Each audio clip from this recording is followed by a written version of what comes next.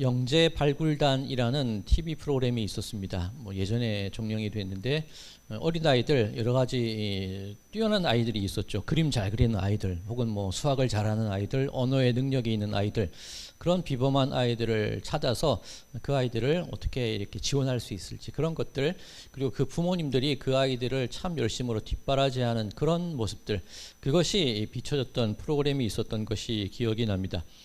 이 성경에도 이런 영재에 관한 부분이 증거되어 있는 부분이 있습니다. 바로 12살 아이가, 유대인들에게 있어서 12살이 성인식을 하는 기준이 되기 때문에 우리와 조금은 다른 의미가 있겠지만 12살 아이가 성전에서 여러 학자들과 어깨를 나란히 하며 그 지혜를 나누었던 그런 이야기가 있습니다. 누가복음 2장 46절에서 47절 말씀인데, 사흘 후에 성전에서 만난즉 그가 선생들 중에 앉으사 그들에게 듣기도 하시며 묻기도 하시니 듣는 자가 다 그 지혜와 대답을 놀랍게 여기더라. 누군지 아시겠죠? 예수님의 어린 시절 이야기입니다. 예수님이 12살이 되셨을 때 부모님들이 규례를 따라서, 그리고 절기를 지키기 위해서 예루살렘 성전을 방문합니다. 그리고 이 성전에서 다시금 고향으로 돌아가야 되는데 하룻밤길이 지났을 때 그때 어린 12살 예수가 없다는 것을 발견을 해요. 우리 일행과 함께 오고 있겠거니 싶었는데 어디를 찾아봐도 없는 겁니다. 그렇게 사흘길을 되짚어서 그렇게 여기저기, 하루면 오는 길을 사흘을 되돌아갔다는 것은 여기저기 다 찾아왔다는 얘기겠죠.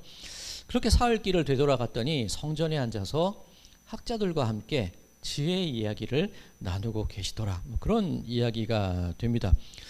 그리고 그 가운데 있던 많은 사람들이 예수님께서 하시는 그 지혜의 말씀들, 학자와 이야기하는 그 모습을 보고 다 놀랍게 여겼던 내용, 조금 전 읽어드린 누가복음 2장 말씀에 나와 있습니다. 자, 12살 유대인으로서, 성년으로서 세상에 자신의 모습을 드러내는 예수님의 모습입니다. 대단하죠? 아마 예수님은 어릴 때부터 비범했던 분이셨던 것 같습니다. 그런데 그게 전부예요. 12살에 비범한 지혜를 가지고 어른들도 놀랍게 했던 그 일화가 소개되어 있는데, 그 이후로 30살이 되시기까지 이 예수님에 관한 이야기에 대해서 성경은 침묵하고 있는 것을 보게 됩니다. 그저 그 이후에 예수님께서 그렇게 영재로서의 모습, 비범한 모습을 보이신 이후에 그냥 고향으로 돌아갔어, 나사렛에 이르렀어, 그리고 그 부모님께 순종하며 지냈어, 그 이야기가 성경이 기록하고 있는 예수님의 어떤 어린 시절, 청소년 시절의 전부입니다.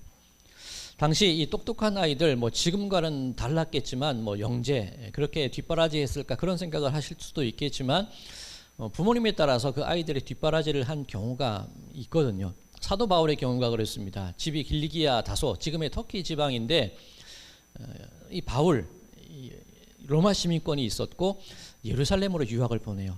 이 터키에서 유다 땅 예루살렘까지 유학을 보내서 가말리엘이 문해생으로 지내게 합니다. 일종의 사립학교를 보낸 겁니다. 그러니 내 자식이 조금 비범하고 뛰어나다 싶으면 그 자식의 뒷바라지를 해주는 그 부모의 마음, 이때나 지금이나 크게 달랐던 것 같지는 않습니다. 그런데 예수님의 부모님들 그러지는 못하셨던 것 같습니다.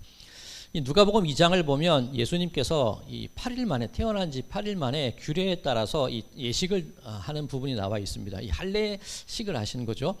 그런데 이 태어난 지 8일 만에 할례를 행할 때 이 레위기 12장의 규절에 따라서 그 모든 일들을 하는데, 이 산모가 산혈, 이 피로 말미암아 몸이 부정해지거든요. 이게 부정하다는 의미라기보다는 이 산후조리를 하는 겁니다. 그렇게 산혈이 멈추고 어떻게 정결하여지고 그 아이가 8일 만에 어떻게 할례를 받고, 그런 규정이 레위기 12장에 나와 있는데, 그때 이 아이가 8살 되었을 때 어떤 제사를 드려야 되냐면 1년 된 어린 양 한 마리로 번제를 드리고, 그리고 비둘기로 속죄제를 드리게 되어 있습니다.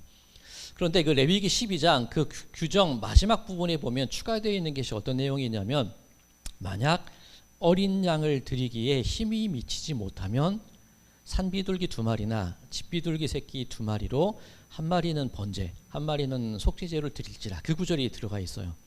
그럼 예수님의 부모님들은 어떤 제물을 드렸을까? 누가복음 2장에 의하면 비둘기 제물을 드려요. 그 말은 내 자식 할례를 받는 그날에 어린 양을 드릴 힘이 안 된다는 거죠. 어려운 그런 가난한 집안이었다. 그렇게 예상을 할 수가 있는 겁니다. 이후에 마가복음 6장을 보면 예수님의 그 청년 시절을 한번 추적해 가보는 겁니다. 청소년기를 추적해 가보는 겁니다. 마가복음 6장에 보면 예수님께서 공생의 활동을 하시다가 당신의 고향에서 사람들을 만나는 장면이 나와요. 그런데 고향에서 이 대접을 받지 못하시죠. 이 마가복음 6장 2절에서 3절 앞부분에 보면 이렇게 되어 있습니다. 안식일이 되어 회당에서 가르치시니 많은 사람이 듣고 놀라 이르되 이 사람이 어디서 이런 것을 얻었느냐? 이 사람이 받은 지혜와 그 손으로 이루어지는 이런 권능이 어찌 됨이냐? 이 사람이 마리아의 아들 목수가 아니냐? 고향 사람들이 예수님에 대한 평가죠. 그런데 이 눈에 띄는 부분이 몇 군데 있는데 마리아의 아들 목수가 아니냐? 보통 그 아버지의 아들, 그죠? 요셉의 아들로 이 표현을 해야 되는데 마리아의 아들이래요. 그러면 이 이 요셉, 예수님의 아버지는 아마 일찍 돌아가셨던 것 같아요. 그래도 뭐 아브라함이 죽은 지 오래되어도 아브라함과 이삭과 야곱의 하나님 그렇게 얘기를 하잖아요. 그런데 마리아의 아들이라고 말하는 것을 보니까 이 사람들이 비아냥거리는 거예요. 어디 근본도 없는 녀석, 뭐 그런 의미로 받아들일 수 있는 겁니다. 그리고 예수님의 직업이 목수셨다는 겁니다. 뭐 우리 성경에는 목수로 되어 있고 영어 성경에도 카펜터라고 해서 목수라고 번역이 되어 있기는 한데 헬라어 원문을 보면 테크논이라고 되어 있어요. 테크논이 목수라기보다는 기능공입니다. 이 돌이나 이 나무 같은 것을 두루두루 다룰 수 있는 그 사람을 테크논이라고 하거든요. 그러니 이 당시 뭐 로마에 의해서 많은 도시들이 파괴되고 다시금 건설되고 있을 때에 그럴 때 이렇게 노동자로 일을 많이 했는데 이 돌을 다루거나 이 나무로 집을 짓고 그 도시를 회복시키는 그런 일꾼들이 많았습니다. 아마 예수님께서 그런 일을 하신 게 아닌가 추측을 할 수가 있습니다. 예수님의 비유를 보면 이 건축자의 버린 돌이 모퉁이 돌이 되고 모래 위에 뭐 집을 지으면 안 돼 그런 얘기를 하시잖아요. 그러니까 건축에 관한 어떤 지혜를 가지고 계신 게 예수님이시라는 거죠. 그러니 예수님께서 이 목수로 활동을 하셨다. 그리고 지금 읽어드린 이 마가복음 6장 3절을 2절을 보면 사람들이 놀라기를 아니 이 자가 그 손으로 이런 이적을 베풀어? 그렇게 비아냥거립니다. 여기서 말하는 그 손이라는 게 테크논의 손이에요. 기술자의 손이라는 겁니다. 아니 저렇게 거친 일을 하던 그 험한 일을 하던 그 손으로 기적을 베푼단 말이야? 그 의미가 되는 겁니다.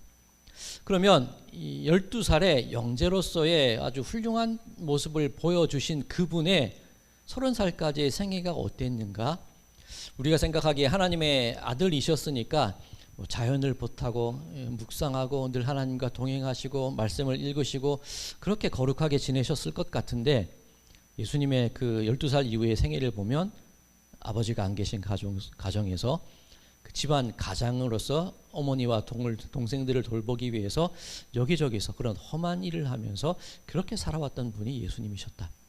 넉넉지 않은 삶 속에서 그런 인생을 보내온 분이 예수님이셨다. 그런 것을 우리는 충분히 추측을 할 수가 있는 겁니다.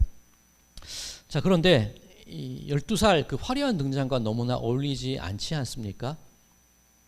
하나님이신데 우리가 뭐 하나님의 아들이라고 말하지만 하나님이신데 아니 당장 그냥 온전한 모습으로 그냥 세상에 오셔서 사람들의 죄를 한 번에 씻어 주셔도 됩니다. 그런데 왜 굳이 이 번거로운 과정들을 다 경험하셨냔 말이에요. 그리고 12세 되었을 때도 충분히 지혜가 충만하시고 충분히 능력이 있으셨을 건데 이 성경이 외경이 아니고 위경이라는 성경을 보면 이 신앙적으로 권면할 만한 책이 아니라서 거짓 위자를 쓴 거짓 성경이라고 표현된 위경이 있습니다. 거기 보면 예수님께서 어릴 때 이렇게 종이로 새를 만들어서 날렸는데 뭐 새가 되었다 그런 얘기도 있어요. 그건 뭐 믿지 못할 얘기지만 어쨌든 지혜가 있으시고 하나님의 아들로서 능력도 분명히 있으신 분인데 왜 그때 그 모습으로 그대로 그 일들을 행하지 않으시고 그 오랜 기간을 기다리시면서 그 고생하는 그 인생의 길을 살아오셨을까? 그것에 대한 이유를 물어야겠죠. 구약의 모든 말씀들이 예수님께로 집중되고 있습니다. 구약의 모든 예언들을 이루신 분이 예수님이십니다.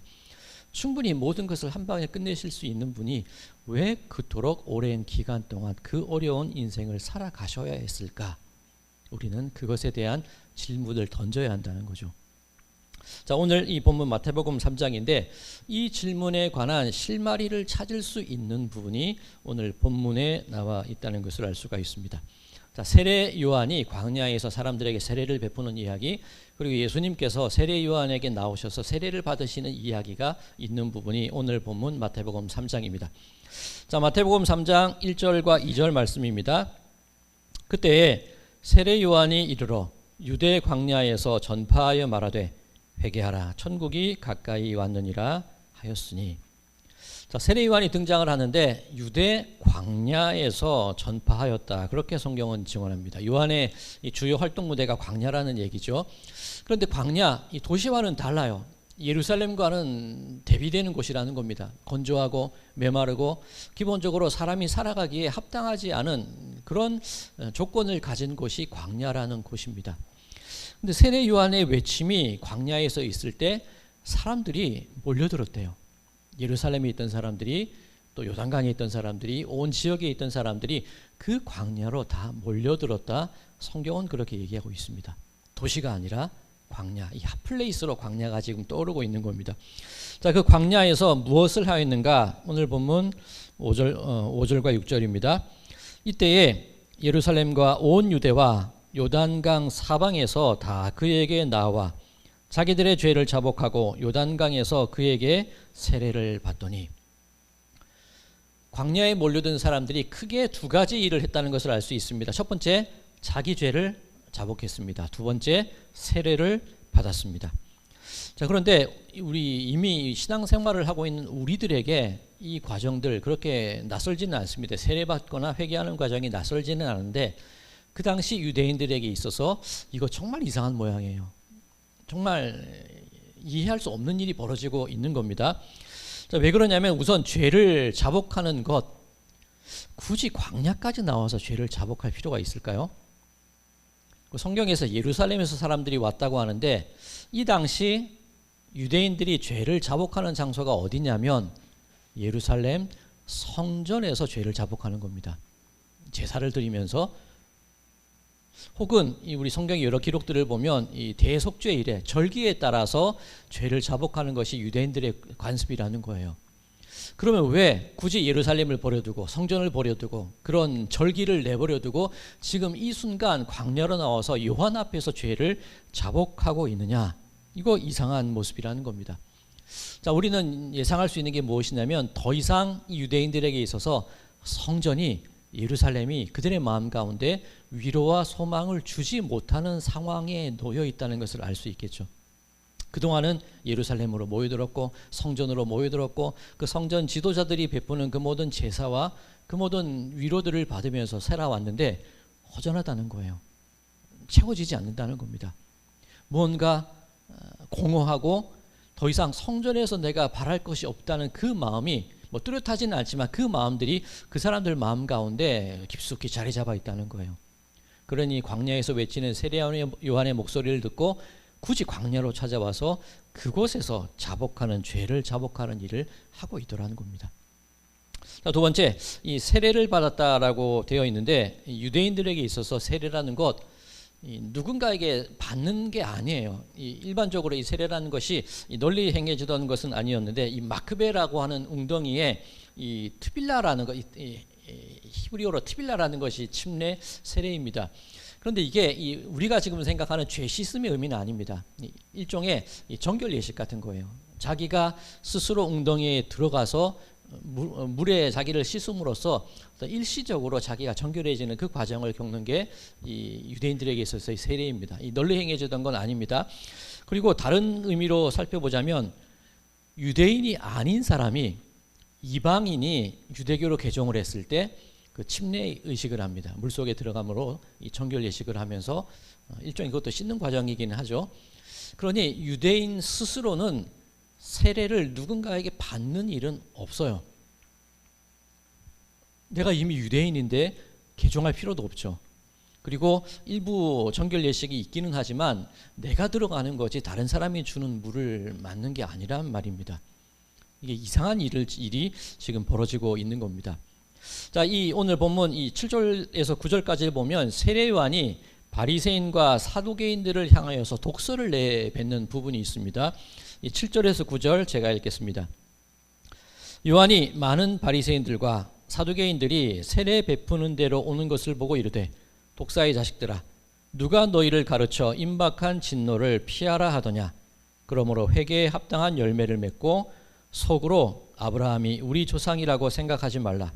내가 너희에게 이르노니 하나님이 능히 이 돌들로도 아브라함의 자손이 되게 하시리라. 자, 이 바리새인과 사두개인들 같은 경우에 어떤 자식을 가지고 있냐면 우리 아브라함의 자손이야 그 생각을 가지고 있는 겁니다. 달리 얘기하면 세례받을 필요 없다는 거죠. 우리는 혈통적으로 우리 조상들의 대대로 선택된 민족이기 때문에 굳이 이런 과정을 경험할 필요가 없다는 거예요. 이 바리새인과 사두개인이 왜 세례 베푼 데로 왔느냐, 이 헬라어 전치사를 보면 뭔가에 대항하기 위해 왔다는 뉘앙스가 있습니다. 그러니 이 요한이 세례 베푸는 거 그냥 방해하려고 온 거예요. 근데 이 요한이 세례 요한이 그들을 향하여서 이 독사의 자식들아, 굉장히 험한 역이거든요. 이 당시 기준으로는 이 독사의 자식들아, 너희가 혈통으로 선택된 민족으로 유대인이라는 그것만으로 너희들이 구원받을 것 같아? 아니라는 거예요. 달리 말하면 이 회개에 합당한 열매를 맺으라는 거죠. 바꾸라는 겁니다. 돌이키라는 겁니다. 지금 세례 요한이 세례를 베푸는 게 일종의 이 세례에 대한 재해석을 하는 거예요. 기존 유대인들의 삶의 방식을 바꾸자는 겁니다. 이 오늘 본문에 회개하라 천국이 가까웠느니라 요한이 외치고 있는데, 이 회개라는 것 우리 개인이 가지고 행했던 이 죄의 목록들을 아뢰고 반성하는 의미도 있습니다만, 이 메타노에오라는 회개의 원래의 뜻이 이 제가 가지고 있는 헬라어 성경을 보면 턴어라운드예요. 돌이키는 겁니다. 이 change one's mind, 어떤 한 사람의 마음을 바꾸는 겁니다. 즉 뭐 내 죄의 목록들을 고백하는 것도 이 회개의 일종의 방법이긴 한데, 근본적인 게 뭐냐면 내가 살아왔던 삶의 방향을 바꾸라는 거예요. 유대인이었고 이미 구원받았고 더 이상 무언가 세례를 받을 필요가 없는 그런 우리들의 존재라는 그 생각을 버리고 하나님의 언약으로 세례를 받아야 되고 씻음 받아야 되는 그런 존재로 도입키라는 겁니다. 그들의 인생을 되돌아오라는 것, 이게 요한이 저들에게 말을 하고 있는 그 얘기를 세례의 의미, 회개의 의미라는 겁니다. 자, 오늘 이 본문 중에 세례 요한이 이사야의 말씀을 인용을 하죠. 지금 자신이 하고 있는 일이 어떤 일인지를 설명하고 있는데, 오늘 본문 2절에서 3절입니다. 회개하라 천국이 가까이 왔느니라 하였으니 그는 선지자 이사야를 통하여 말씀하신 자라. 일러스되 광야에 외치는 자의 소리가 있어 이르되 너희는 주의 길을 준비하라. 그가 오실 길을 곧게 하라 하였느니라. 자, 광야에 외치는 자의 소리, 세례 요한이죠.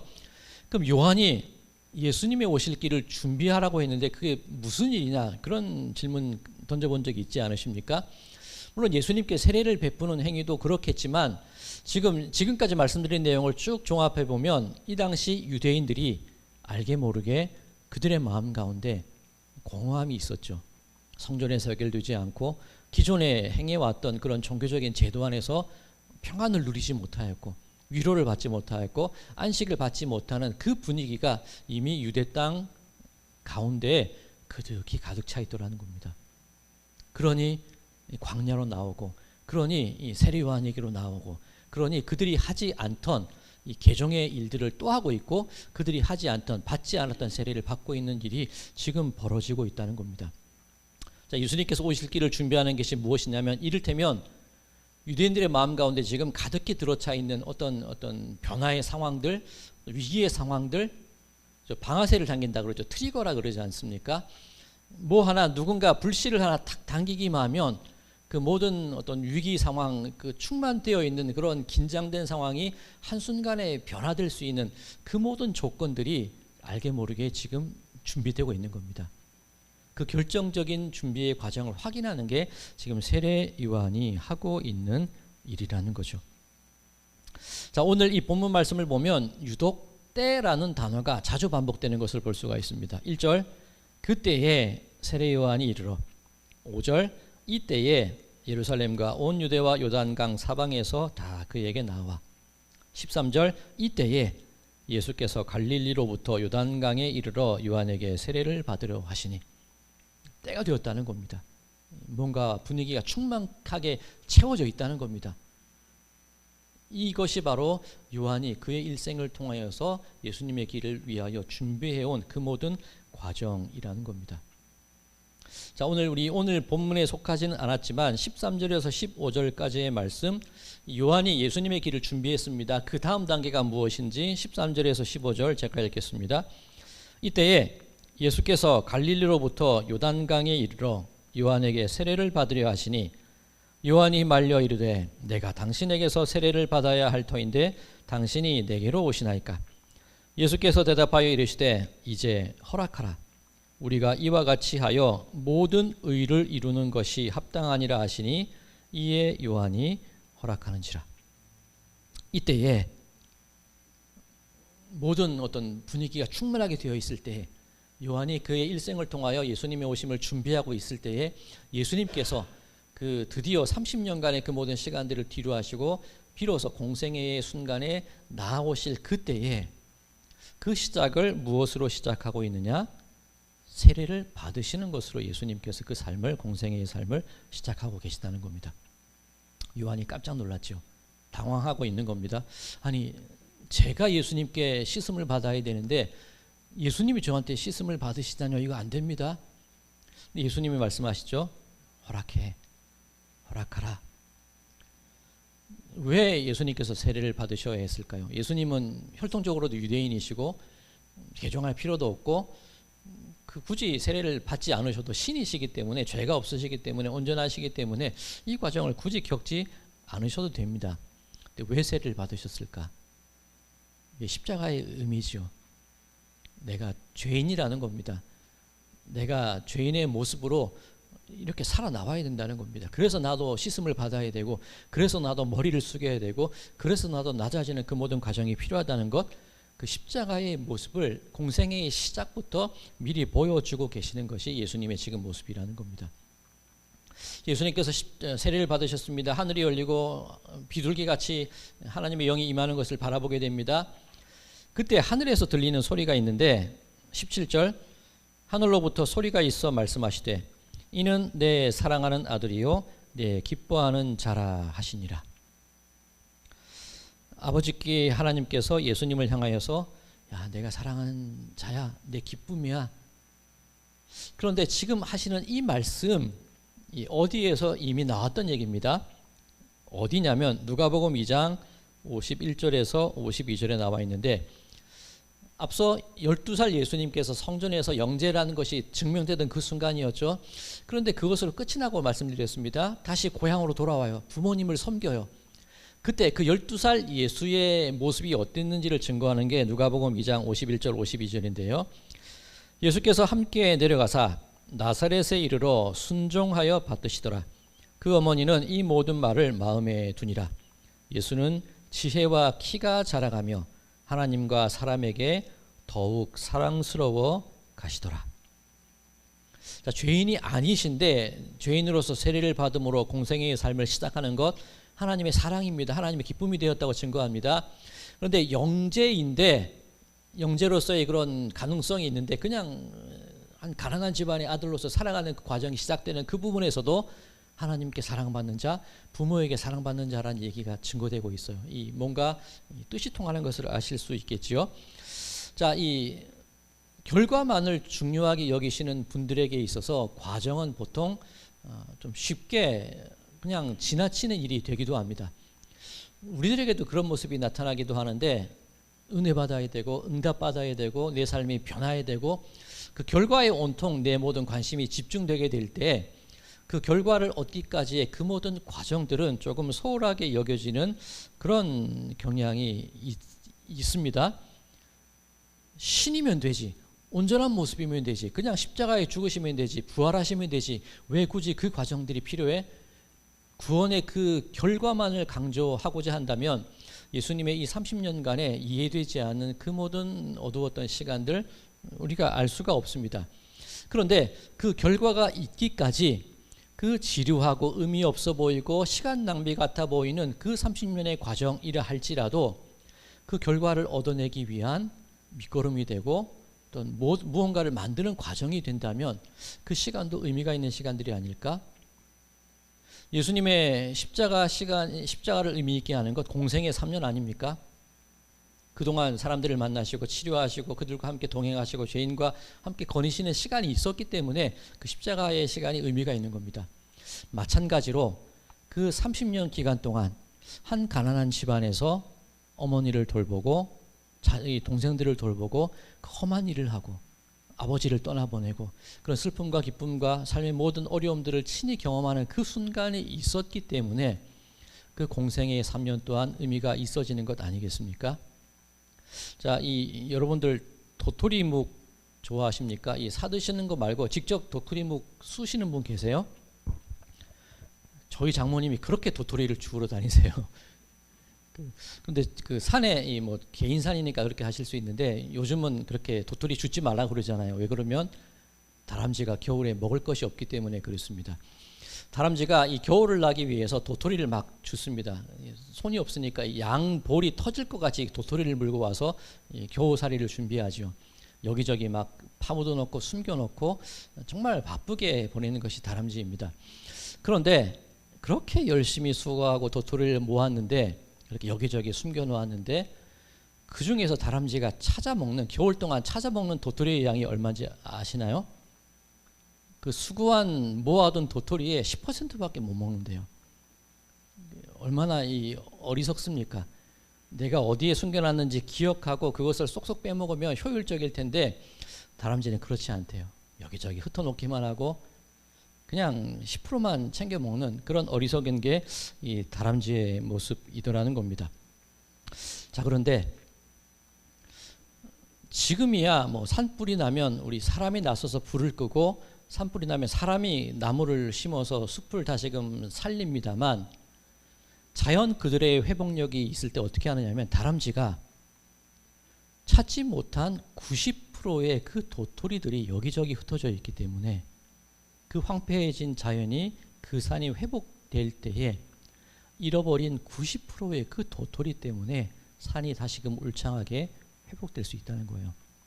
자, 만약에 다람쥐가 똑똑해서 자기가 숨겨놓은 도토리 100%를 자기가 다 먹어버렸다면 숲은 살아나지 못할 겁니다. 그런데 어리석어 보이고 낭비한 것 같고 그냥 헛짓한 것 같은 그 90%의 시간과 그 90%의 노력 때문에 또다시 산은 울창해지고 또다시 더 많은 도토리가 그 다람쥐에게로 돌아오는 것을 우리는 보게 됩니다. 예수님의 생애 다람쥐에 비교할 수 없겠지만 공생의 3년 예수님의 인생의 10%밖에 안 됩니다. 그런데 그 10%의 삶이 의미 있어지기 위해서는 그 90%의 수고하고 애쓰고 가난한 목소리에서 살았던 그 모든 삶이 밑거름이 되었기에 그런 병자와 죄인과 그런 몸을 파는 여인들과 세리들을 사랑하고 그들과 함께 할 수 있었던 그 시간들이 그 90%의 낭비되는 것 같은 시간이 있었기에 예수님의 생애가 완성될 수 있었던 것을 우리는 기억해야 됩니다. 세례 요한 역시 갑자기 나타나요. 그리고 일찍 죽습니다. 이렇게 회개를 선포한 이후에 헤롯 왕에게 이렇게 대항하다가 잔치장 자리에서 목 베어 죽임을 당하죠. 정말 허무한 인생입니다. 그러면 세례 요한의 인생이 의미가 없냐는 거예요. 회개하라 천국이 가까우느니라 그 말밖에 못합니다. 세례 베푼 게 다예요. 그 인생이 의미가 없습니까? 요한도 이 30년이라는 기간 동안 그가 살아온 모든 시간과 과정들 그것들이 예수님의 삶을 준비하기 위한 밑거름이 되었기 때문에 그 요한의 삶이 의미가 있어지고 요한의 삶이 우리들에게까지 그 가치를 주고 있다는 것 믿으시기 바랍니다. 예수님께서 요한을 찾아가시죠. 머리를 숙이시죠. 허락해 나에게 세례를 베풀어 줘. 낮아지시는 거죠. 굳이 안 그러셔도 되는데 신인데 굳이 그 인간에게 머리를 조아리시고 굳이 시스의 입교의 세례의 과정을 경험하시는 것 친히 그 낮아짐의 과정을 보여주시는 겁니다. 자, 빌립보서 2장 5절에서 우리에게 이렇게 권면을 하십니다. 너희 안에 이 마음을 품으라. 어떤 마음을 품으라? 자, 빌립보서 2장 5절에서 8절 제가 읽겠습니다. 너희 안에 이 마음을 품으라. 곧 그리스도 예수의 마음이니 그는 근본 하나님의 본체시나 하나님과 동등됨을 취할 것으로 여기지 아니하시고 오히려 자기를 비워 종의 형체를 가지사 사람들과 같이 되셨고 사람의 모양으로 나타나사 자기를 낮추시고 죽기까지 복종하셨으니 곧 십자가에 죽으심이라. 우리더러 이 마음을 품으래요. 결과만을 바라고 성공만을 바라고 응답만을 바라고 우리가 누릴 영광만을 바라고 그 결과에 모든 관심을 집중하고 살아가는 그 마음이 아니라 이 마음을 품으라. 하나님의 권리도 내려놓으시고 굳이 30년을 그렇게 돌아서 고생하고 낭비하는 그 90% 인생을 살아가는 그 마음을 품으라고 성경은 우리에게 증거하고 계십니다. 자, 오늘 설교의 제목을 이 결과 못지않은 과정이라고 정했는데 원래 제 마음은 다람쥐에게서 믿음을 배우다 그렇게 짓고 싶었어요. 그런데 저 교회는 맨날 개구리 왕눈이한테 배우고 다람쥐한테 배우고 그러실까봐 제가 그냥 이런 제목을 지었는데 마음 같아서는 다람쥐에게 믿음을 배우다 그렇게 짓고 싶습니다. 그거라는 거예요. 우리들의 삶이 그거라는 거예요. 나는 최선을 다해 살아왔는데 왜 이런 모양밖에 되지 못하지? 내 모든 그 수고와 노력의 열매들이 돌아오는 것 같지 않아. 그렇게 기나긴 시간들 견디고 버텨왔는데 지금 와보니 남아있는 게 없는 것 같아. 이렇게 초라하게 내 인생이 끝이 나면 어떡할까? 그런 생각이 들 수도 있는데 그 모든 지나온 모든 과정들 잃어버리고 놓친 것 같고 낭비한 것 같은 내 인생의 90%의 그 시간, 하나님은 그 시간을 결코 헛된 것으로 내버려 두지 않으신다는 겁니다. 아직은 나에게 보이는 것 같지 않으나 그 90%의 시간이 언젠가는 내 인생 가운데 정말 황폐해진 그 숲이 산이 나무로 생명으로 그득해지는 것처럼 내 인생의 그 90%의 시간이 하나님의 때가 되었을 때에 정말 풍성한 은혜와 능력과 놀라운 것들로 내 인생에 채워지게 되는 분명한 그 때가 우리들에게 있다는 것 믿으시기 바랍니다. 자, 빌립보서 2장 13절 너희에게 이 마음을 품으라 그 이후의 말씀인데 빌립보서 2장 13절 제가 공동 번역 개정판으로 읽겠습니다. 이 주보에도 실어드렸습니다. 빌립보서 2장 13절입니다. 여러분 안에 계셔서 여러분에게 당신의 뜻에 맞는 일을 하고자 하는 마음을 일으켜 주시고 그 일을 할 힘을 주시는 분은 하나님이십니다. 내가 이렇게 힘겹고 잃어버린 것 같은 그 시간들이라 할지라도 나를 통하여서 그 의미 있는 10%를 위하여서 그 모든 90%를 내가 준비했구나, 기다렸구나. 그 마음을 품고 그 모든 시간들을 이기며 나갈 수 있는 힘을 더하여 주시는 분이 바로 하나님이시라는 사실을 믿으라는 겁니다. 사랑하는 성도 여러분들, 지금까지 잘 견뎌 오셨습니다. 여러분의 지난 모든 시간과 삶의 과정, 그냥 헛되게 지나간 시간이 아니라는 것을 믿으시기 바랍니다. 험한 시간도 있었고 때로는 견디기 어려운 끔찍한 그런 시간들도 있으셨을 겁니다. 내 인생에서 지워버리고 싶은 날도 있으셨겠지만 우리가 오늘 이 자리에 앉아서 하나님을 찬양하고 함께 교제하고 이렇게 하나님의 임재를 소망하는 가운데 이런 바람을 가질 수 있는 것, 이 날이 이르기까지 우리에게 마음을 먹게 하시고 힘을 내게 하신 그 하나님께서 우리를 지켜주셨기에 내가 이 순간에 이르렀다는 것 믿으심으로 이제부터 새 힘으로 새 능력으로 새 마음으로 어떻게 용기 내어 살아갈까, 그 소망을 꿈꾸시는 그 희망을 바라시는 그런 우리 성도님들의 삶이 되시기를 바랍니다. 결과 못지않게 내가 살아가는 그 모든 과정도 중요했다. 하나님은 그 모든 일들을 통하여서 나에게 마음을 주시고 힘을 주시는 분이야. 그 하나님을 의지하시면서 그렇게 믿음의 일, 믿음의 삶을 용기 내어 살아나가시는 그런 우리 모든 분들의 삶이 되시기를 주님의 이름으로 간절히 축원드립니다.